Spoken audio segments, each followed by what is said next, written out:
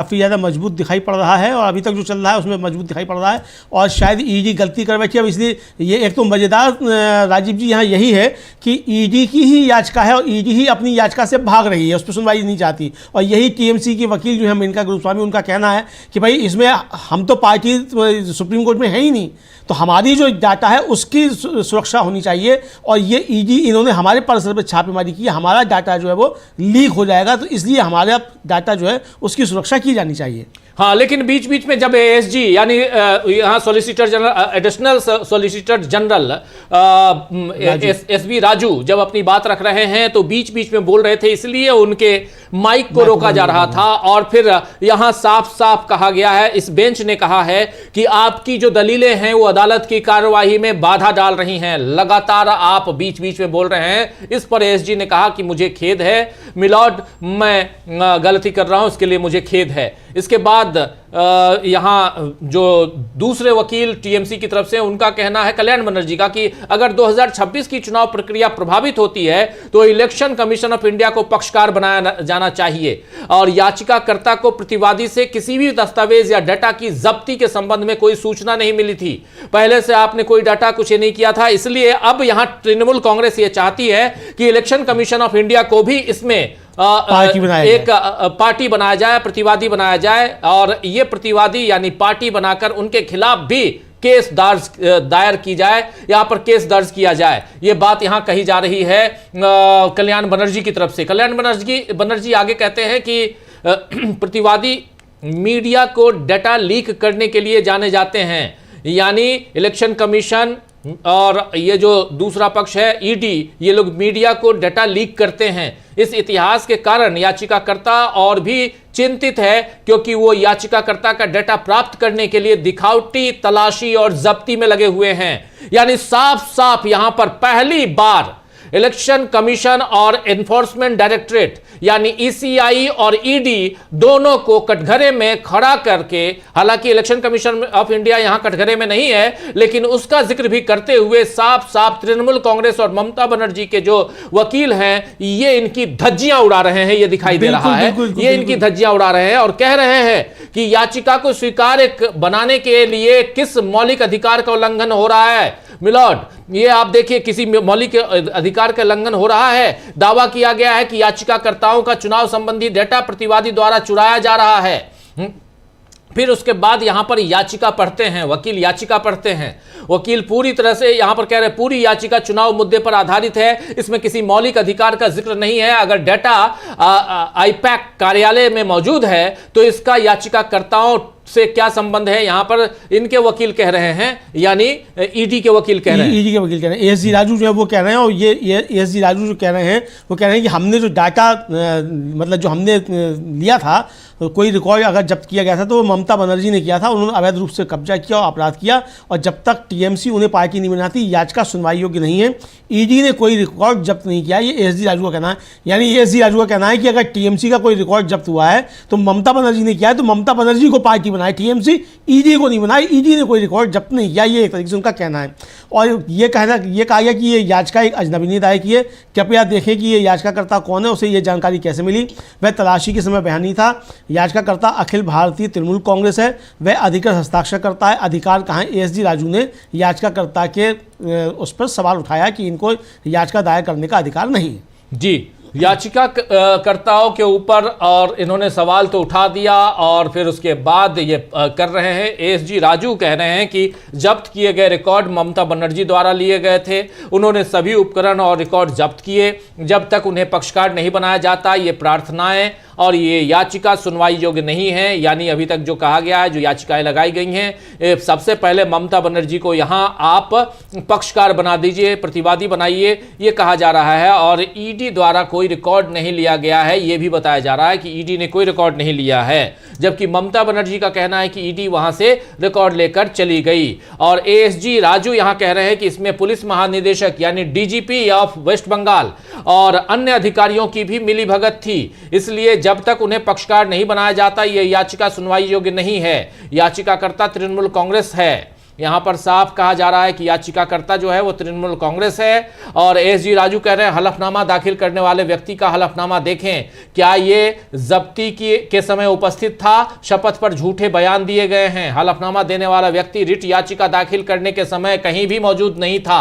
ये बातें यहां कही जा रही हैं एसजी राजू की तरफ से। एक आरोप लगाया जा रहा है ममता बनर्जी पर, टीएमसी पर, कि ममता बनर्जी डाटा उठाकर लेके चली गई, ईडी के पास कोई डाटा नहीं है और इस पूरी जांच की प्रक्रिया को ये लोग गंभीर रूप से इस पर हस्तक्षेप इसमें करना चाह रहे हैं, इसे प्रभावित कर रहे हैं और इसलिए इनको भी और खासकर ममता बनर्जी को भी इसमें पार्टी बनाया जाए, ये कहा जा रहा है, ये डिमांड की जा रही है। और जो याचिका ममता बनर्जी की तरफ से, तृणमूल कांग्रेस की तरफ से लगाई गई है, उस याचिका को खारिज करने के लिए कहा जा रहा है कि इस याचिका में कोई दम नहीं है और जो हलफनामा दिया गया है वो हलफनामा मूल रूप से जिस आदमी के नाम से है वो आदमी वहां उपस्थित नहीं था। यह बात यहां बताई जा रही है अमलेंदु जी, और कहीं ना कहीं यह साफ दिखाई दे रहा है कि एक बचाव के मुद्रा में ईडी है। पहले तो ईडी का कहना था कि हम इस पर सुनवाई अगर अभी सुनवाई ना हो तो ज़्यादा अच्छा रहेगा, लेकिन अब जब सुनवाई हो रही है तो इसमें ये अपने बचाव में, और यहाँ पर एक बात और कह रहे हैं एसजी राजू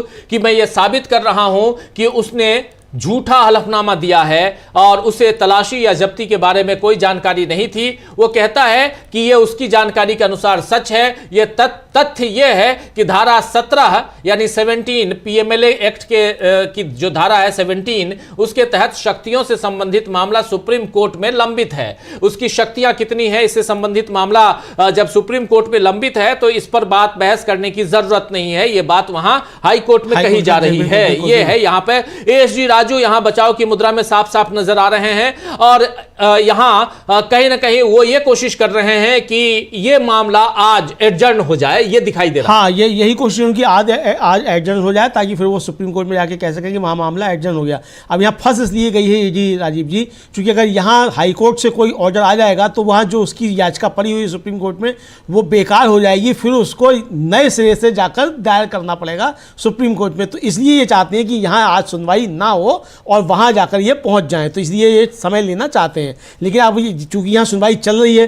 तो अगर यहाँ सुनवाई चल रही है तो अब तो वैसे भी फंस जाएंगे सुप्रीम कोर्ट में जाके भी। सुप्रीम कोर्ट कहेगा जब आपकी याचिका वहाँ चल रही है तो फिर आप यहाँ क्यों चले आए हैं, वहीं जाइए हाई कोर्ट। तो यहाँ इसलिए चाहते हैं कि ये मामला हट जाए और सुप्रीम कोर्ट में किसी तरीके से पहुँच जाए तो फिर थोड़ा लंबा खिंच जाए मामला, अभी अपने मकसद में ईडी कामयाब हो जाए। जी जी बिल्कुल बिल्कुल, ये अपने मकसद में कामयाब होने की बात यहां हो रही है। और पीएमएलए एक्ट की धारा 17 का जिक्र हो रहा है, जिसके बारे में साफ साफ यहां कह रहे हैं कि ये धारा पीएमएलए एक्ट की धारा 17 की जो ताकत है, जो शक्तियां हैं, पावर है, उससे संबंधित मामला अभी सुप्रीम कोर्ट में लंबित है। इसलिए यहां पर इस बारे में बात करने का कोई मतलब नहीं, मकसद नहीं। और इसके बाद एसजी राजू यही नहीं रुकते हैं, आगे बढ़ते हैं, कहते हैं कि छापेमारी का टीएमसी से कोई संबंध नहीं था, कोई लेना नहीं था और ईडी द्वारा जिस व्यक्ति के घर पर छापा मारा गया है वो आपकी अध्यक्षता में पेश नहीं हुआ है। ये कह रहे हैं कि ईडी के द्वारा जिस व्यक्ति की यानी प्रतीक जैन जो है वो आपके सामने नहीं आया, वो आपके सामने नहीं आया है, ये बात कही जा रही है। वो आपके सामने नहीं आया है, यानी प्रतीक जैन गायब है। ये कहा जा रहा है, ये कहा जा रहा है कि छापा हमने प्रतीक जैन क्या मारा था, टीएमसी इसमें बीच में कौन होती है, ये एक तरह से कहा गया। लेकिन वो उसकी जब याचिका पढ़ रहे थे तो उन्होंने बेंच ने जो है डांटा फिर एसजी राजू साहब को और कहा कि मेरे पास याचिका है सर, पूरी रिट याचिका पढ़ने की आवश्यकता नहीं है। हाँ, फिर यहां पर पूरी याचिका वो पढ़ रहे थे, तब यहां बेंच ने कहा है कि मेरे पास याचिका है महोदय, मेरे पास याचिका है, पूरी रिट याचिका पढ़ने की कोई आवश्यकता नहीं है, हम लोगों के पास है और हमने पढ़ा है। ये बात यहां कही जा रही है। जस्टिस सुब्रा घोष है, एक ही बेंच है, एक जज की बेंच है जो इस पर अपनी फैसला क्या होगा वो लिया जाएगा। लेकिन जस्टिस सुब्रा घोष यहाँ पर अपनी बात रखते हुए उन्होंने कहा है कि मेरे पास याचिका है और पूरी रिट याचिका आपको पढ़ने की यहाँ ज़रूरत नहीं है, हम पढ़ लेंगे, मैं पढ़ लूँगी। ये यहाँ पर जस्टिस शुभ्रा घोष की बेंच इसकी सुनवाई कर रही है। मामला कोलकाता हाई कोर्ट का है। कोलकाता हाई कोर्ट में ईडी ने याचिका लगाई और उस याचिका में ममता बनर्जी की पार्टी टीएमसी को पार्टी बनाया गया है और ममता बनर्जी को भी पार्टी बनाया बनाने की यहाँ पर के लिए कहा जा रहा है। और ये भी कहा जा रहा है कि इस पूरे मामले में जो दस्तावेज थे, जो डॉक्यूमेंट थे, वो ईडी ने अपने पास न रखकर ईडी ने जब्ती नहीं की है, बल्कि ममता बनर्जी उसको उठाकर ले गई हैं। और यहाँ की पुलिस जो है वो भी ममता बनर्जी का साथ दे रही है। डीजीपी पर भी भरोसा नहीं कर सकते, ये सारी बात यहाँ पर कही जा रही है। और इसके साथ साथ जो याचिका है वो पढ़ी जा रही है यहाँ अमलेंदु जी। हाँ बिल्कुल, याचिका पढ़ी जा रही है। हालांकि उसमें सफाई दी उन्होंने, एसजी राजू साहब ने। उन्होंने कहा कि मैं बस यह बता रहा हूँ कि रिट फाइल करते समय एफिडेविट पर जिसने कसम खाई थी उसे इस बात की जानकारी नहीं थी कि क्या हुआ था। ये एसजी राजू साहब ने अपना तर्क दिया जब बेंच ने डांटा उनको कि भाई हमारे पास है पूरी याचिका, आपको पूरी याचिका पढ़ने की आवश्यकता नहीं है। जब वो पूरी याचिका पढ़ के बता रहे थे कि इन्होंने झूठा एफिडेविट दिया है, गलत एफिडेविट दिया है, इस पर फिर उन्होंने अपनी सफाई दी कि मैं इसलिए बता रहा था कि जिस व्यक्ति ने एफिडेविट दिया उसे पूरी जानकारी नहीं है। जी जी बिल्कुल बिल्कुल, जिस व्यक्ति ने एफिडेविट दिया है उसको पूरी जानकारी नहीं है, ये बात यहाँ कही जा रही थी और कही गई है इनकी तरफ से, एसजी की तरफ से। बेंच ने साफ साफ कहा है कि आप याचिका पढ़ रहे हैं, पढ़ने की ज़रूरत नहीं है, ये हमारे पास ऑलरेडी है और बार बार समय आप इस हिसाब से समय बर्बाद होगा, ये मत कीजिए, समय की बर्बादी मत कीजिए। और इसलिए इस पूरी याचिका को पढ़ने की ज़रूरत नहीं है, ये बात यहाँ कही गई बेंच की तरफ से। और इसके बाद एसजी ने साफ साफ कहा कि मैं केवल यह बता रहा हूं कि रिट दाखिल करते समय, याचिका दाखिल करते समय शपथ पत्र पर हस्ताक्षर करने वाले व्यक्ति को घटना की कोई जानकारी नहीं थी। जो घटना हुई है यानी ईडी के रेड की जानकारी नहीं थी।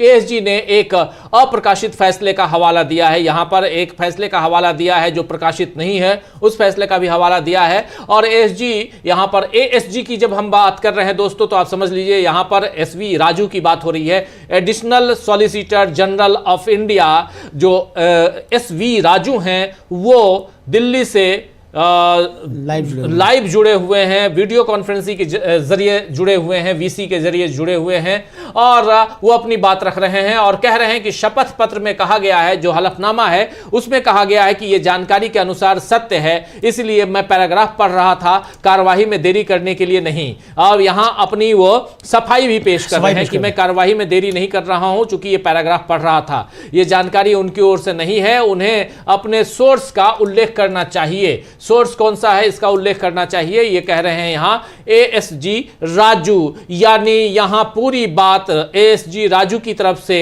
और एएसजी राजू खड़े हैं ईडी की तरफ से। और ईडी को कोर्ट से, या आप जो जान रहे हैं वहां कोलकाता हाई कोर्ट में अभी गर्मा गर्म बहस चल रही है। इसलिए चल रही है क्योंकि एडिशनल सॉलिसिटर जनरल राजू ने शुरुआत में ही कहा कि हम एडजर्नमेंट की मांग कर रखते हैं, यानी आज इसकी सुनवाई ना हो इसकी मांग रखते हैं। जबकि दूसरी तरफ से कहा गया कि हमें राहत चाहिए, इसलिए सुनवाई जरूरी है।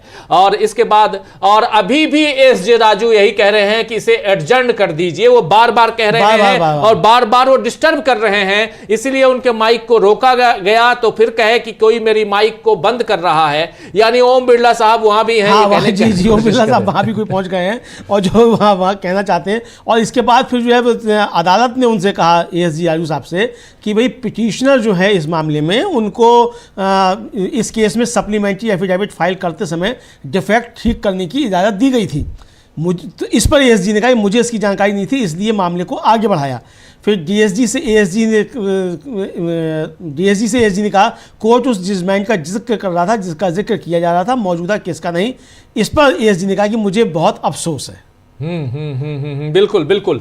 एक्चुअली बेंच ने यहां पर कहा है कि याचिकाकर्ता को इस मामले, याचिकाकर्ता कौन, यानी ईडी को इस मामले में पूरक हलफनामा दाखिल करते समय त्रुटि को दूर करने की अनुमति दी गई थी। अगर कोई गलती है और आपने एडिशनल हलफनामा वहां दिया है तो उसको आप दूर करते, तो इसको हमने कहा था, कोर्ट ने कहा, बेंच ने कहा। तो एएसजी ने कहा कि मुझे इसकी जानकारी नहीं थी, इसलिए मामले को स्थगित करें। मुझे जानकारी नहीं थी, इसलिए मामले को स्थगित करे। इस पर डीएसजी ने एएसजी से कहा कि न्यायालय उद्धृत किए जा रहे फैसले का जिक्र कर रहा था, न कि वर्तमान मामले का। इस पर एएसजी ने कहा कि मुझे खेद है महोदय, मिलॉर्ड, मुझे खेद है। यहां पर मामला जो है इस ढंग से आगे बढ़ रहा है कि कहीं ना कहीं एएसजी ऐसा लग रहे हैं, राजू साहब ऐसा लग रहा है कि वो पहले से तैयार नहीं है, तैयारी करके नहीं आए। उन्होंने सोचा होगा कि बस जाके एडजर्नमेंट मांग लेंगे और एडजर्नमेंट से काम चल जाएगा। बहस के इरादे से उपस्थित नहीं हुए, और अब अगर बहस के इरादे से उपस्थित नहीं हुए तो इसका मतलब कि अब आपके मामले में कमजोरी है कुछ ना कुछ, तभी आप बहस के इरादे से उपस्थित नहीं हुए।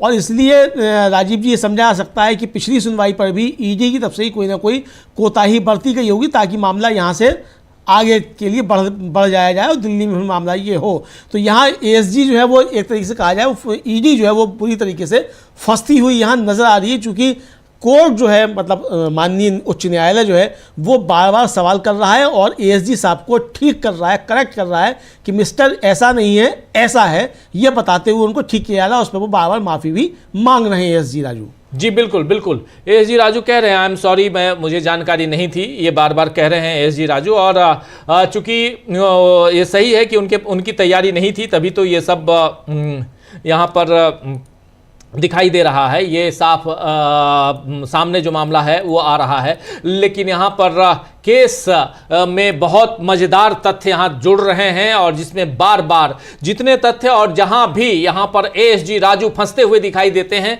वो एडजर्नमेंट की मांग कर लेते हैं, कहते हैं कि इस जो बहस है इसको स्थगित करें, इस मामले को स्थगित करें, इस मामले को स्थगित करें। वो साहब बार बार कह रहे हैं हाँ, बार बार स्थगित करें। अच्छा, और ये जो याचिका थी राजीव जी, वो टीएमसी वाली याचिका जो थी उसमें करेक्शन थे, तो एएसजी जो है वो कह रहे हैं कि इसलिए एप्लीकेशन पर विचार करने से पहले कमी को ठीक किया जाना चाहिए। इस मामले में ऐसा नहीं किया जा सकता क्योंकि ये एक झूठा एफिडेविट था।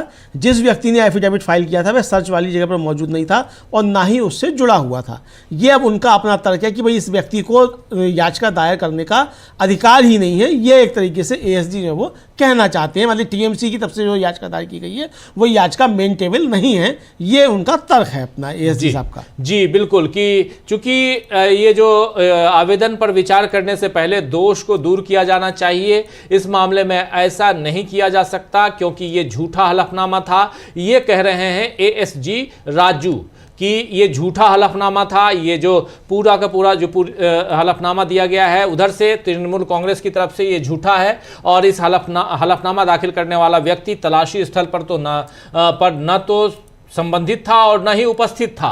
यानी तलाशी स्थल पर जिसने हलफनामा दिया है उसका तलाशी स्थल से कोई लेना देना नहीं है। जहां तलाशी ईडी ने की उससे न ही उस दफ्तर से, आईपैक के दफ्तर से, और न ही प्रतीक जैन के घर से, इन दोनों से कोई लेना देना नहीं है और ऐसे में इसका हलफनामा ठीक नहीं है। ये एएसजी राजू कह रहे हैं। एएसजी राजू कह रहे हैं। तो इस पर जो है कहा कि उसका सर्च से कोई लेना, इस पर कोर्ट ने कहा उनसे, एएसजी से, कि भाई उसने ऐसा कभी नहीं कहा, यानी याचिकाकर्ता जो है उसने ऐसा कभी नहीं कहा। तो इस पर बोले एएसजी इसलिए इस व्यक्ति के पास कोई जानकारी नहीं है, मैं मजबूर हूँ, याचिका कैसे सुनवाई योग्य हो सकती है। उस व्यक्ति को जानकारी होनी चाहिए और वह बातों की कसम खा सकता है। उसने अपने सोर्स के बारे में नहीं बताया, इसलिए याचिका सुनवाई योग्य नहीं हो सकती। यानी अब वो इस पर अड़ गए कि याचिका जो है इस पर सुनवाई ना हो। ये इनका अपना कुल मिलाकर दलील जो है ये आ रही है एएसजी राजू की तरफ से। राजीव जी बिल्कुल बिल्कुल बिल्कुल, यही कहा जा रहा है कि किसी भी तरह इस ये जो पूरा का पूरा मामला है और जिस केस को यहाँ लगाया गया है, दर्ज कराया गया है इनकी तरफ से, यानी टीएमसी की तरफ से, वो यहाँ पर उस केस पर सुनवाई ना हो, इनकी याचिका को खारिज कर दिया जाए। कुल जमा यही है कि इनकी याचिका जो टीएमसी की तरफ से इनके विरोध में याचिका लगी है, ईडी की तरफ से के विरोध में जो याचिका लगी है उसको खारिज कर दिया जाए। उसका तलाशी से कोई संबंध नहीं है। जिसने हलफनामा दिया है उसका तलाशी से, यहाँ एएसजी कह रहे हैं कि उसका तलाशी से कोई संबंध नहीं है। तो इस पर अदालत कह रहा है कि उसने ऐसा कभी नहीं कहा। इस हलफनामा में जिसने हलफनामा लगाया है उसने ऐसा कभी नहीं कहा कि हमारा तलाशी से कोई संबंध है। ये यहां अदालत ने कहा है। इस पर एएसजी का कहना है कि इसीलिए उस व्यक्ति के पास कोई जानकारी नहीं है और मैं बाध्य हूं, याचिका कैसे स्वीकार हो सकती है। सबसे बड़ी चीज है कि यहां पर राजू बार बार कह रहे हैं कि ईडी की तरफ से जो खड़े हैं वो कह रहे हैं कि याचिका को आप स्वीकार मत कीजिए। तृणमूल कांग्रेस की ने जो याचिका लगाई है इसको आप स्वीकार मत कीजिए। इसको क्यों कैसे स्वीकार करेंगे? जिसने इस हलफनामे पर सिग्नेचर किया है वो वहां मौजूद नहीं था, उसका इस पार्टी से कोई लेना देना नहीं है, इस केस से कोई लेना देना नहीं है, इसलिए इस याचिका को आप कैसे स्वीकार करेंगे, ये बार बार कह रहे हैं और इसीलिए वो एडजर्नमेंट मांग रहे हैं। उस व्यक्ति को जानकारी होनी चाहिए और वो तथ्यों की पुष्टि कर सकता है। उसने अपने स्रोत का भी उल्लेख नहीं किया है। ये सारी बातें वहां कही जा रही है याचिका के संबंध में राजू की तरफ से, और इसीलिए याचिका को स्वीकार नहीं करना चाहिए ये कहा जा रहा है। एडिशनल सॉलिसिटर जनरल की तरफ से डिमांड रखी जा रही है कोर्ट में, कोलकाता हाई कोर्ट में। ईडी की तरफ से जो खड़े हैं यहां पर वीडियो कॉन्फ्रेंसिंग के जरिए, वो हैं एडिशनल सॉलिसिटर भारत के additional solicitor general SV Raju. और एसवी राजू यहां पर पुरजोर कोशिश कर रहे हैं कि ममता बनर्जी की तरफ से, टीएमसी की तरफ से, उनकी पार्टी की तरफ से जो याचिका लगी हुई है उस याचिका को यहां स्वीकार न करे कोर्ट। हाँ। एक जज की बेंच है, शुभ्रा घोष की बेंच है, और वो सुनवाई कर रही हैं और बार बार डिस्टर्ब करने की कोशिश कर रहे हैं यहां एसवी राजू। और उनको डांटा भी है, फिर डांटा है जस्टिस घोष ने, और उन्होंने कहा कि जब ये कहा कि ये याचिका सुनवाई योग्य नहीं हो सकती, अगर उनके पास सेकेंड हैंड जानकारी है तो उन्हें सोर्स बताना होगा, उन्हें कैसे पता चला कि डॉक्यूमेंट्स जब्त किए गए थे। एसडी राजू ने कहा। इस पर गुरुस्वामी जो थी उन्होंने कहा कि क्या मैं जवाब दे सकती हूँ? एसडी राजू बोले कि मैंने अभी बात पूरी नहीं की है। इस पर कोर्ट ने कहा कि अभी मेंटेनेबिलिटी पर और कुछ नहीं, यानी याचिका सुनने योग्य है कि नहीं है, मैं इस पर अब और कुछ आपसे नहीं सुनूंगी। एसडी ने कहा कि मैं अभी भी अपनी बात कर रहा हूं, कृपया पीएमएलए की धारा 17 देखें। कोर्ट ने कहा कि मैं अभी सुन ही नहीं रही हूं, आप पीएमएलए 17 की बात कर रहे हैं, क्या कर रहे हैं, मेंटेनेबिलिटी भी कर ही नहीं हुई। एसडी बोले कि मेरी बात अभी खत्म नहीं हुई है। कोर्ट ने फिर कहा कि अब मैं मेंटेनेबिलिटी पर दूसरी तरफ की बात सुनूंगी, यानी अब मैं याचिकाकर्ता टीएमसी जो उसकी बात सुनूंगी। एसडी बोले अगर आप मुझे सुनना नहीं चाहती तो कोर्ट ने कहा कि कृपया अपनी बात सीमित रखें, शांत हो जाइए, यानी अब आपकी बात पूरी हो चुकी है। एक तरीके से ये डपट दिया कोर्ट ने एसडी राजू साहब को। जी जी बिल्कुल बिल्कुल बिल्कुल, शांत करने के लिए डपटा यहां पर एसडी राजू साहब को। इसके बाद इन्होंने, न्यायालय ने यह भी कहा कि क्या अभी सुनवाई की वैधता पर कुछ और कहना है आपको, आप कह दीजिए। एसडी राजू ने कहा कि मैं अभी भी अपनी बात रख रहा हूं, कृपया पीएमएलए की धारा 17 को देखें। इस पर कोर्ट ने कहा कि मैं अभी वह नहीं सुन रही हूं, मैं अभी पीएमएलए की धारा 17 नहीं सुन रही हूं, उसकी बात ही नहीं हो रही है। इस पर एसडी ने कहा कि मेरी बात अभी खत्म नहीं हुई है। इस पर अदालत ने कहा, राजू ने कहा मेरी बात अभी खत्म नहीं हुई है। अदालत ने कहा मैं सुनवाई की वैधता पर दूसरे पक्ष की बात सुनूंगी। और इसके बाद एसडी कह रहे हैं अगर आप मेरी बात नहीं सुनना चाहती तो इस पर न्यायालय ने कहा कृपया अपनी दलीलें यहीं तक सीमित रखें, यहां पर नहीं अगर मगर मत कीजिए, दलीलें अपनी वहीं तक सीमित रखिए, दलील दीजिए, बात खत्म कीजिए। डपट कर डांटते हुए कोर्ट ने इनको, एसडी राजू को कहा है कि आप यहां हद मत बढ़िए, हद से ज्यादा बढ़ने की कोशिश मत कीजिए, क्योंकि यहां ईडी की तरफ से खड़े वकील देश के additional solicitor general SV Raju कहीं ना कहीं प्रभावित करने की कोशिश कर रहे हैं। कोर्ट को यह साफ दिखाई दे रहा है, दबाव डालने की कोशिश कर रहे हैं, धमकाने की कोशिश कर रहे हैं ईडी की तरफ से। जैसे ईडी धमकाती रहती है वैसे ही उसके वकील भी, और देश के एडिशनल सॉलिसिटर जनरल है। और तीसरी सबसे बड़ी बात की जो जज बैठी हुई है वो महिला है शुभ्रा घोष, उनको धमकाने की कोशिश कर रहे हैं यहां पर एडिशनल सॉलिसिटर जनरल राजू। और इसीलिए शुभ्रा घोष, जस्टिस शुभ्रा घोष ने कहा है कि कृपया अपनी दलीलों तक ही सीमित रहें,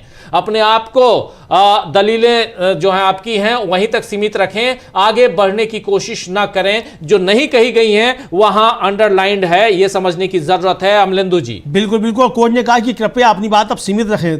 कोर्ट ने कहा कि मुझे माफ करें, आप अपनी बात बार बार दोहरा रहे हैं। तो एसडीओ ने याचिका साफ नहीं, इसे खारिज किया जाना चाहिए, जब्त करने की शक्ति धारा 17 पीएमएलए से मिलती है। कोर्ट ने कहा कि अब कृपया ये दलीलें कतई ना दें, डांटते हुए कहा।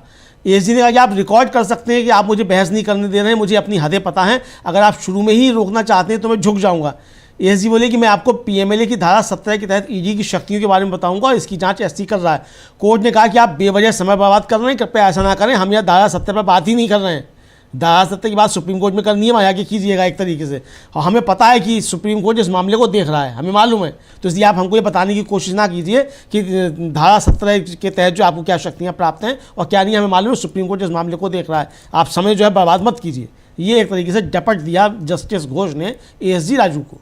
जी बिल्कुल, एएसजी राजू को यहाँ जस्टिस घोष ने डपट दिया है और डांटा है और कह रहा है, यहाँ कोर्ट का कहना है, जस्टिस शुभ्रा घोष का कहना है कि मुझे खेद है, आप अपनी बात दोहरा रहे हैं, आप रिपीट कर रहे हैं अपनी बात को एएसजी मिस्टर राजू।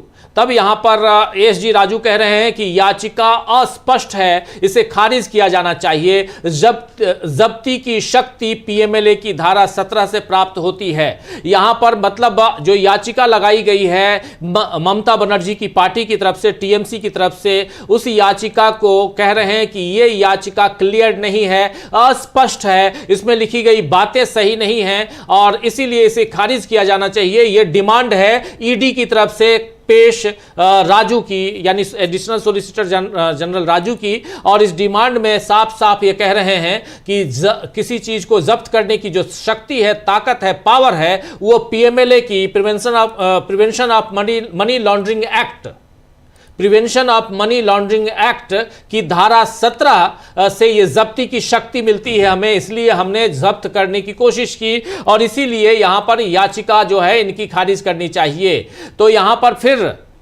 कोर्ट ने कहा कृपया अभी ये दलीलें न दें, अभी आप ये दलीलें मत दीजिए, हम यहां पर धारा 17 की बात नहीं कर रहे हैं, उस पर सुनवाई नहीं कर रहे हैं। इस पर एएसजी ने कहा कि कृपया ये दर्ज कर लें कि आप मुझे बहस नहीं करने दे रहे हैं।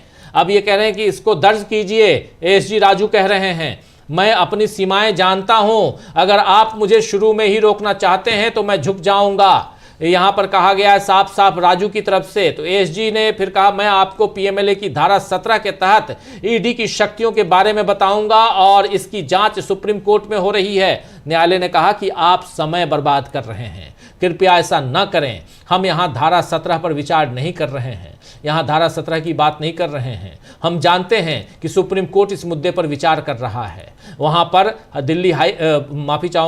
कोलकाता हाई कोर्ट की सिंगल जज की बेंच जस्टिस शुभ्रा घोष ने साफ साफ कहा कि आप हमारे समय को बर्बाद मत कीजिए। पीएमएलए की धारा, पीएमएलए एक्ट धारा 17 यानी ये जो धारा 17 है वो उसकी सुनवाई हम यहां नहीं कर रहे हैं, उसकी शक्तियों की सुनवाई, उस पर बहस सुप्रीम कोर्ट में चल रही है, वहीं करने दीजिए, आप वहीं कीजिए, लेकिन यहां हम इस पर बात नहीं करेंगे। और जस्टिस शुभ्रा घोष अपनी बात और साफ साफ कहते हुए, फटकारते हुए कि आप समय मत, कोर्ट का समय, अदालत का समय बर्बाद मत कीजिए मिस्टर राजू, ये कहा जा रहा है कोर्ट की तरफ से। और लेकिन राजू जो है वो चाह रहे हैं कि किसी भी तरह दो बातें हो जाएं। पहली बात कि इनकी याचिका, यानी जो याचिका लगाई गई है ममता बनर्जी की पार्टी की तरफ से, उस याचिका को कोर्ट खारिज कर दे। और दूसरी बात यहां पर यह है कि कहीं ना कहीं धारा 17 पर हम जिक्र छेड़ दें, यहां पर जैसे यहां होता है सेमिनार की तरह जैसे सुप्रीम कोर्ट में हो रहा है, चाहे एसआईआर का मामला हो या और मामले हो, उसी तरह यहां भी करने की कोशिश हो रही है। और एएसजी राजू उसमें महारत हासिल किए हुए हैं। आप याद कीजिए कि एएसजी राजू ही लड़ रहे थे, ईवीएम के मामले में भी सरकार का पक्ष रख रहे थे, इलेक्शन कमीशन ऑफ इंडिया का पक्ष रख रहे थे, और इलेक्टोरल बॉन्ड के मामले में भी इन्होंने रखा था। और इनके जो बॉस हैं वो तुषार मेहता हैं, solicitor general of India. Solicitor general of India जब उपलब्ध नहीं होते हैं तो additional general of India, additional solicitor general India खड़े होते हैं, और वो हैं मिस्टर राजू। वो यहां पर खड़े हैं और कह रहे हैं कि मैं आपको पीएमएलए की धारा, पीएमएलए एक्ट की धारा 17 के तहत ईडी की शक्तियों के बारे में बताऊंगा और इसकी जांच सुप्रीम कोर्ट में हो रही है। तो इसीलिए यहां पर कोर्ट ने कहा है, अदालत ने कहा है कि चूंकि उसकी जांच सुप्रीम कोर्ट में हो रही है, इसलिए उसको सुप्रीम कोर्ट तक ही सीमित रखिए। यहां पर हम बात कर रहे हैं ईडी की शक्तियों की बात नहीं कर रहे हैं, जो घटना घटी है उसकी बात हो रही है। और ईडी जिस घटना को लेकर, वहां पर सबसे आश्चर्यजनक बात यह है अमलेंदु जी कि जिस घटना के लिए ईडी गई वहां पे कोर्ट में, उस बारे में ईडी बात करना ही नहीं चाह रही। यहां पे ईडी उस बारे में बात नहीं करना चाह रही है। ईडी यहां पर तीसरा खेल करना चाह रही है। पहली बात यह कि जो याचिका लगाई गई है ममता बनर्जी की तरफ से, उनकी पार्टी की तरफ से, उस याचिका को खारिज करो। और दूसरी बात कि हमको जो शक्तियां हैं वो पीएमएलए एक्ट की धारा 17 के तहत से है, और उसकी बात हम करेंगे कि हमारी कितनी ताकत है, हम कहां कहां जा सकते हैं, किन किन के घर को वहां जांच कर सकते हैं, कौन कौन से वहां से दस्तावेज उठा सकते हैं। ये सारी बातें यहां कह रही है ईडी साफ साफ। बिल्कुल राजीव जी, और कैसी विरोधाभासी बात कर रहे हैं। एक तरफ कह रहे हैं कि हमने कुछ जब्त नहीं किया, वो तो ममता बनर्जी सब ले गई उठाकर, और दूसरी तरफ कह रहे हैं कि हमको जब्त करने का अधिकार है, और सुप्रीम कोर्ट का हवाला दे रहे हैं। तमिलनाडु का जो एक संस्थान है TSMAC, उसका मामला बता रहे हैं कि वो सुप्रीम कोर्ट में लंबित है। यानी ईडी की शक्तियों को लेकर सुप्रीम कोर्ट में मामले लंबित हैं, ये बताने की कोशिश कर रहे थे। इस पर उन्होंने डाटा कोर्ट ने कहा कि आपको कुछ और भी कहना है। इस पर भी ASG बोले मैं इस पॉइंट पर पेंडिंग याचिकाओं की संख्या बताऊंगा। ASG बोले कि ये सभी मामले ईडी की दस्तावेज जब्त करने की शक्ति को लेकर SC में पेंडिंग है। अब मर्यादा समझाने लगे हाई कोर्ट को, बोले कि न्यायिक मर्यादा के अनुसार इस कोर्ट को इस मामले की सुनवाई नहीं करनी चाहिए। कोर्ट ने कहा कि पहला मामला मेरिट पर नहीं है, वे एक सीमित निर्देश मांग रहे हैं। जी जी जी, बिल्कुल सीधे ये कहा। बिल्कुल, यहां पर ASG कह रहे हैं कि 2 तर्क दिए गए हैं। पहला तर्क कि ईडी की जब्ती शक्तियों पर, और दूसरा संवेदनशील दस्तावेजों की जब्ती पर। यानी कि जब्ती की शक्ति, ईडी के पास किसी भी चीज को, किसी दस्तावेज को जब्त करने की शक्ति कितनी है, पावर कितना है, ताकत कितनी है, और दूसरा है कि वहां संवेदनशील दस्तावेज थे, उसकी जब्ती आखिर ईडी ने क्यों की, और दोनों मामले सुप्रीम कोर्ट में लंबित हैं, ये इनका कहना है। एडिशनल सॉलिसिटर जनरल राजू का, उस पर अदालत का कहना है कि उन्होंने केवल कथित राजनीतिक डेटा के संरक्षण की मांग की है। उन्होंने कहा है, यानी यहां पर ममता बनर्जी की पार्टी ने कहा है कि हमारी जो पॉलिटिकल डेटा है उसका कंजर्वेशन हो, उसका संरक्षण हो, यह बात यहां कही जा रही है कोर्ट की तरफ से कि उनकी याचिका में इसके संरक्षण की बात हुई है, और यह संरक्षण को लेकर ही यहां पर इनकी याचिका आई है। इस पर solicitor general additional solicitor general SV Raju ने कहा कि अगर कोई डेटा जब्त ही नहीं हुआ है तो मैं उसे कैसे रख सकता हूं, इनका कहना है। यह अपने आप को बिल्कुल बेचारगी जाहिर करते हुए कि हमने कोई डाटा जब्त ही नहीं किया है तो कैसे रख सकते हैं हम, इसलिए याचिका स्पष्ट है, अस्पष्ट है और सुनवाई योग्य नहीं है। ये बार बार कह रहे हैं एडिशनल सॉलिसिटर जनरल। इनका कहना है कि ईडी ने कोई भी दस्तावेज जब्त नहीं किया है, और जब जब्त नहीं किया तो उतने सारे डेटा आप लेके कैसे चले गए। ईडी ने कुछ भी नहीं लिया है, ममता बनर्जी डेटा ले गई, हमारे पास कुछ भी नहीं है, मेरा बयान दर्ज किया जाए। यानी यहां गिड़गिड़ा रहे हैं एडिशनल सॉलिसिटर जनरल, कह रहे हैं बार बार कि इन्होंने कुछ नहीं किया। फिर कोर्ट का कहना है कि कुछ और कहना है, आपको और कुछ कहना चाहते हैं। तब ASG ने कहा मैं इस मुद्दे पर लंबित याचिकाओं की संख्या बताऊंगा। ASG ने रिट याचिकाएं पढ़कर सुनाई, यहां पर रिट याचिकाएं पढ़ के सुनाई। ASG राजू यहां पर ये सभी कह रहे हैं कि ये सभी मामले ईडी की दस्तावेज जब्त करने की शक्तियों से संबंधित सुप्रीम कोर्ट में लंबित हैं। जितनी रिट याचिकाएं हैं ये सब वहां लंबित हैं। न्यायिक औचित्य के लिए ये न्यायालय इस मामले की सुनवाई न करे, यहां पर कहा जा रहा है। इसके बाद फिर न्यायालय का गुस्सा सामने आता है और न्यायालय का कहना है कि पहला मामला अब गुण और दोष के आधार पर नहीं है, वो सीमित निर्देश की मांग कर रहे हैं। ये गुण दोष के आधार पर बात नहीं हो रही है, यहां सीमित निर्देश की मांग हो रही है। इस बात को समझने की कोशिश कीजिए, यह कहा जा रहा है अमलेंदु जी। बिल्कुल बिल्कुल राजीव, यही कहा जा रहा है कि ये सीमित गुण दोष पे इसको मामले की समझने की आप कोशिश कीजिए। और ये मामला जो है वो अलग है, आपका मामला अलग है। हम धारा 17 पे चर्चा नहीं कर रहे हैं, हमें मालूम है वो सुप्रीम कोर्ट में है, उस पर आपकी शक्तियों पे हम बात नहीं कर रहे हैं। आप इसकी मेंटेनेबिलिटी पे बात मत कीजिए। याचिकाकर्ता सिर्फ ये कह रहे हैं कि उनका डाटा सुरक्षित होना चाहिए, आपको जब्त करने का अधिकार हो या नहीं हो इस पर यहाँ बहस है ही नहीं। ये साफ तौर पर अदालत ने ASG राजू साहब को बता दिया कि आप जो कह रहे हैं इसका यहाँ कोई लेना देना नहीं है, और ये बिल्कुल दूसरी तरीके का मसला है। और इस पर बाद में जो है उन्होंने फटकार लगाई उन्होंने कि ये एक तो ये कहा कि ASG राजू ने कि भाई जब तक ये मामला सुप्रीम कोर्ट में पेंडिंग है तब तक इस मामले को टाल देना चाहिए जब तक कि उन मामलों पर फैसला नहीं आया था। यानी जो धारा 17 को लेकर मामले हैं उन पर टाल दिया जाए, यानी 10-20 साल के लिए मामला टल जाए, एक तरीके से ये कहा जाए। फिर ASG ने कहा कि मैं मेंटेनेबिलिटी पर एक एफिडेविट फाइल करना चाहता हूं, उसके बाद आप दूसरी पार्टी की बात सुन सकते हैं। बेंच ने कहा कि इन सभी मुद्दों के साथ एफिडेविट लेकर वापस आइए। डॉक्टर गोस्वामी ने फिर इस पर कहा कि मुझे 2 मिनट दीजिए, मिस्टर राजू का बयान रिकॉर्ड किया जा सकता है, ईडी ने कुछ भी जब्त नहीं किया है। यानी अब यहाँ ईडी फंसती है कि ईडी ने कुछ भी जब्त नहीं किया है, इसको रिकॉर्ड पर लिया जाए पहले तो, कि ईडी ने जो है कुछ जब्त नहीं किया है, ये यहाँ पे कह रहे हैं।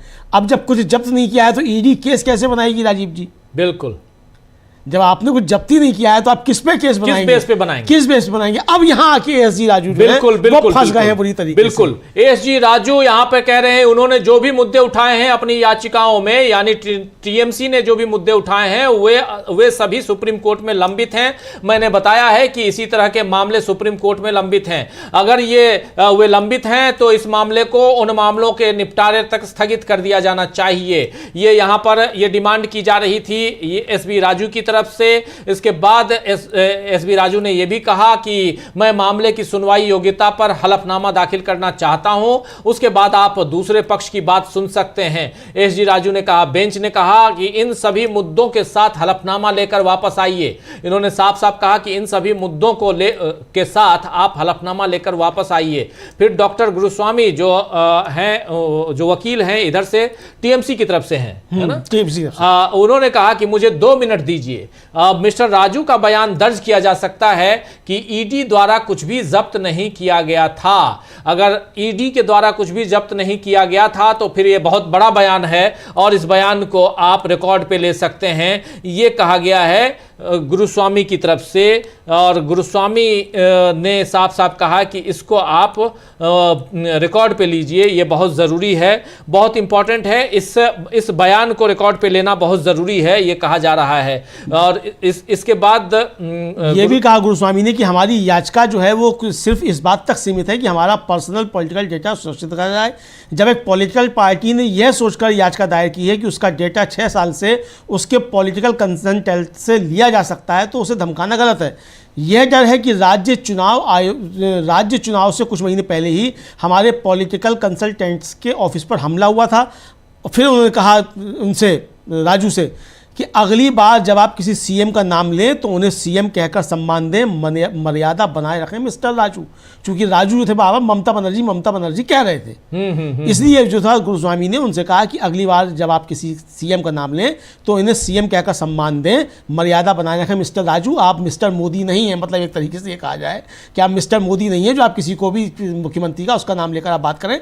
आप एक सरकारी कर्मचारी हैं भाई, सॉलिसिटर जनरल या और एडिशनल सॉलिसिटर जनरल क्या है, सरकार का कर्मचारी है। बिल्कुल, तो आप सरकारी कर्मचारी हैं तो डेकोरम मेंटेन कीजिए और जो प्रोटोकॉल है उसको मेंटेन कीजिए, आगे आप सीएम साहब कह के ही पुकारें।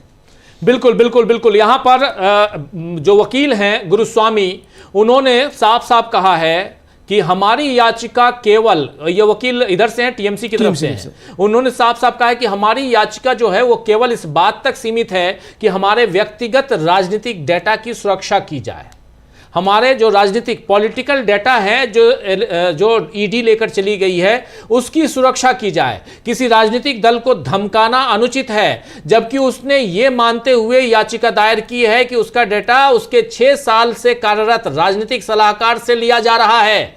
और राजनीतिक सलाहकार कौन है? आईपैक है। आईपैक के दफ्तर पे आप जाकर आप धावा बोल देते हैं और डेटा लेके चले जाते हैं। यहां 2 बातें महत्वपूर्ण आ रही हैं। यहां टीएमसी का दावा है और टीएमसी का आरोप है कि ईडी उसके पॉलिटिकल डेटा को आईपैक के दफ्तर से और आईपैक के मुखिया के घर से यानी प्रतीक जैन के घर से लेकर चली गई ED political data of TMC. अब टीएमसी ने इसी पर याचिका दायर की है कि हमारे इस पॉलिटिकल डेटा को सुरक्षित रखा जाए, संरक्षित किया जाए, और ये संरक्षण हम मांग रहे हैं कोर्ट से ईडी के खिलाफ। और इसी पर याचिका लगी है और उसमें उनका कहना है कि ये डेटा 6 साल से कार्यरत राजनीतिक सलाहकार प्रतीक जैन से लिया जा सकता है। ये इसीलिए याचिका दायर की गई है कि कल को आप उनको डरा के, धमका के, गिरफ्तार करके आप ये डेटा ले सकते हैं। और हमारी पहली चिंता यही है कि हमारी पॉलिटिकल पूरी की पूरी जो स्ट्रेटेजी है वो कहीं ना कहीं पब्लिक में लीक हो जाएगी, उससे बचने का है। और यहां पर वकील गुरुस्वामी का दूसरा कहना है कि ये डर ये है कि राज्य चुनाव से कुछ महीने पहले ही हमारे राजनीतिक सलाहकार के कार्यालय पर हमला हुआ था। कुछ दिन पहले हमला हुआ था आईपैक के कार्यालय पे, और अब आप कर ये रहे हैं कि आप डेटा उठा के ले गए ईडी के द्वारा। और अगली बार एक बात यहां और इनका कहना है, अगली बार आप जब किसी मुख्यमंत्री का नाम लेकर जिक्र करें तो उन्हें मुख्यमंत्री कहकर सम्मान दें या ममता ममता मत कहिए। राजू जी, शालीनता बनाए रखिए। आप यहां पर साफ साफ कहा है कि मिस्टर राजू शालीनता बनाए रखिए, ये नाम लेकर ममता ममता कह के नहीं चलेगा। ये कहा जा रहा है कि प्लीज मेंटेन योर डेकोरम, जो कोर्ट की अदालत की जो डेकोरम है, उसको शालीनता है, उसको आप मेंटेन कीजिए। ये कहा गया है वकील, जो टीएमसी की वकील गुरुस्वामी हैं, उनकी तरफ से। अब उन्होंने एक और फंसा दिया पेच राजीव जी, गुरुस्वामी जी ने, और उन्होंने कहा कि अगर मिस्टर राजू कहते हैं कि कुछ भी जब्त नहीं किया गया था तो इसे रिकॉर्ड किया जा सकता है और मेरी याचिका को इस शर्त पर निपटाया जा सकता है कि कुछ भी जब्त नहीं किया गया था। ठीक, एसजी बोले याचिकाकर्ताओं ने कहा कि मेरे बयान के आधार पर उनका मामला वापस ले लिया जाए। तो इस पर गुरुस्वामी ने टोका कि कृपया रिकॉर्ड करें कि उन्होंने कहा कि कुछ भी जब्त नहीं किया गया और इसे निपटा दिया जाए। मिस्टर राजू को जब्त करने और निपटाने के बीच का अंतर नहीं पता। गुरुस्वामी ने कहा मैंने कभी नहीं कहा कि इसे वापस लिया जाएगा, आपकी शायद कुछ देर के लिए याददाश्त चली गई है, ये कहा। राजू ने कहा तो इसे निपटा दिया जाए, मुझे कोई आपत्ति नहीं है। यानी अब ये ईडी कहने को तैयार है कि हमने कुछ बरामद नहीं किया, ये कहने को तैयार आ गए हैं। यानी कुछ भी जब्त इन्होंने नहीं किया तो छापा काय को डाला था भैया, सुबह सुबह पहुंच गए थे 6 बजे। और साहब मजेदार बात है कि फिर आप किस बेस पे सुप्रीम कोर्ट गए हैं? फिर किस बेस पे सुप्रीम कोर्ट? आप यहां कह रहे हैं डॉक्टर गुरुस्वामी को कि हमने कुछ जब्त नहीं किया है, अदालत में, भरी अदालत में आप कह रहे हैं कि हमने कुछ भी जब्त नहीं किया है, तो फिर आप सुप्रीम कोर्ट किस लिए गए हैं? प्रोटेक्शन मांगने गए हैं, ईडी प्रोटेक्शन मांगने गई है। ईडी ने साफ साफ सुप्रीम कोर्ट में यह भी कहा है कि ममता बनर्जी के खिलाफ एफआईआर दर्ज की जाए और वहां के पुलिस अधिकारियों के खिलाफ भी एफआईआर दर्ज करने की मांग की गई है ईडी की तरफ से। ये सारी चीजें तो हैं, लेकिन उसके अलावा बहुत सारी ऐसी बातें हैं जिसके दम पर आप गए हैं सुप्रीम कोर्ट में, और एक तरफ ये, दूसरी तरफ आप कह रहे हैं कि हमने कुछ भी जब्त नहीं किया। अगर कुछ भी जब्त नहीं किया है, कुछ भी वहां से कलेक्ट करके उठाकर हम नहीं लाए हैं, तो फिर आप क्यों इतना पीछे लगे हुए हैं? आखिर क्या कारण है? यहां पर एक्चुअली ये साबित करना, ईडी साबित करना चाहती है कि जितने सामान हैं, जितने दस्तावेज हैं, ये ऑलरेडी ममता बनर्जी उठा के लेके चली गई हैं। हाँ, ये साबित करने की कोशिश हो रही है। लेकिन जब ममता बनर्जी उठा के लेके चली गई और आपने कुछ नहीं किया, तो फिर आप बाद में मीडिया के जरिए जो लीक करने की कोशिश करेंगे, जो कहा गया था कि मीडिया के जरिए ये लीक करते हैं, लीक करने की खबरें लीक कर करके जो बताते रहते हैं कि ये नहीं वो नहीं वो, यहां से ये हो रहा है, ईडी ने इनका ये दस्तावेज, ईडी के यहां से ये खबर आई है, वो जो चलता है ये ना हो, इसलिए यहां पर बुरी तरह फंसा हुआ ईडी दिखाई दे रहा है। बिल्कुल बुरी तरह ईडी फंसी हुई दिखाई दे रही है, बुरी तरीके से। और अब जो ये भी कहा एसजी ने कहा कि मैंने कहा है कि कुछ भी जब्त नहीं किया गया और इसलिए उनकी याचिका खारिज की जा सकती है। कुछ भी जब्त नहीं किया गया है, जो कुछ भी लिया गया था मैं ममता बनर्जी ले गई थी। कोर्ट ने कहा कि पंचनामा में भी लिखा है कि कुछ जब्त नहीं किया गया था। अब कोर्ट जो है राजीव जी वो आदेश सुना रहा है, और आदेश के सुनाते समय जो कहा जा रहा है वो कहा जा रहा है कि याचिकाकर्ता की एकमात्र प्रार्थना राजनीतिक गोपनीय डेटा को सुरक्षित रखना और उसे लीक होने से बचाने की है। अब आगे देखते हैं क्या आता है आदेश में राजीव जी। जी जी तो बस दिल थाम के बैठिए, अब ऑर्डर लिखा जा रहा है। आज इस पर सुनवाई हुई और सुनवाई के बाद अब ऑर्डर की बारी है। ऑर्डर कुछ लिखा जा रहा है, ऑर्डर हम आप तक पहुंचाते हैं। जैसे ही ऑर्डर की भी बातें आती हैं, हम तक पहुंचती हैं, हम आप तक पहुंचाएंगे। लेकिन यहाँ साफ दिखाई दे रहा है अमलेंदु जी कि कहीं ना कहीं यहाँ पर ममता बनर्जी के खिलाफ मामले को आगे बढ़ाने की कोशिश यहाँ थी एसजी राजू की तरफ से, लेकिन अभी भी सफल नहीं हो पा रहे हैं। ऑर्डर देते समय भी बीच में डिस्टर्ब कर रहे हैं एसजी राजू, क्योंकि जब कोर्ट ने ऑर्डर दिया कि जो याचिकाकर्ता हैं उनका, प्रतिवादियों का कहना है कि 8 जनवरी को की गई तलाशी परिसर में कुछ भी जब्त नहीं किया गया था। इस पर एसजी राजू बोले कि जो भी जब्त किया था वह ममता बनर्जी ने जब्त किया था। अभी तक तो कहते कुछ जब्त नहीं किया हमने, कि हमसे छीन, फिर पहले कह रहे थे हमसे छीन के ले गई, ममता बनर्जी ले गई, हमने कुछ जब्त नहीं किया। अब कह रहे जो भी जब्त किया था वो ममता बनर्जी ले गई। भाई अपनी बात की 1 सेकंड में ये आदमी मतलब पलट गया, ऑर्डर देने से पहले कुछ कह रहा था, बाद में कुछ कह रहा है। जी एसजी राजू यहाँ कह रहे हैं याचिकाकर्ताओं ने कहा है कि मेरे बयान के आधार पर उनका मामला वापस ले लिया जाए। और यहाँ पर लेकिन डॉक्टर गुरुस्वामी ने कहा कि कृपया दर्ज करें कि उन्होंने कहा है कि कुछ भी जब्त नहीं किया गया और इसे निपटा दिया जाए, ये कहा है। और इस पर राजू को जब्त और निपटाए जाने के में अंतर नहीं पता, शायद डॉक्टर गुरुस्वामी का यहाँ कहना है, एडवोकेट जो तृणमूल कांग्रेस की तरफ से हैं। और उसके बाद गुरुस्वामी का यह भी कहना है कि मैंने कभी नहीं कहा कि इसे वापस लिया जाएगा, आपको क्षणिक भूल हो रही है, हो गई है, हम ये जो याचिका लगाए हैं इसको वापस नहीं करेंगे। फिर राजू ने कहा तो इसे निपटा दिया जाए, मुझे कोई आपत्ति नहीं है। अब साफ साफ है कि आप निपटा दीजिए इस केस को, मुझे कोई अच्छा आपत्ति नहीं है। एक बड़ी बात यह है कि अब आप यहाँ हाई कोर्ट में कह चुके कि कुछ भी जब्त नहीं किया गया, पंचनामे में भी कुछ नहीं है, कोर्ट ये कह रहा। अब सुप्रीम कोर्ट में आप क्या बहस करेंगे? सुप्रीम कोर्ट में आप तो खुद ही यहाँ मतलब आपने इस याचिका को खारिज करवाने के चक्कर में सुप्रीम कोर्ट में अपना मामला खुद खत्म कर लिया। अब आप एक अदालत के सामने जो बयान रिकॉर्ड करवा चुके, क्या एएसजी साहब सुप्रीम कोर्ट में जाकर उससे बदल जाएंगे, उससे पलट जाएंगे कि नहीं हमने कुछ जब्त किया था? नहीं कर सकते। तो ये तो एक तरह से देखा जाए राजीव जी, बहुत बड़ी हार जो है वो ईडी की यहाँ पर हुई है। और कोर्ट ने कहा कि पंचनामों के से पता चलता है कि आईपैक के ऑफिस या उसके डायरेक्टर से कुछ भी जब्त नहीं किया गया था।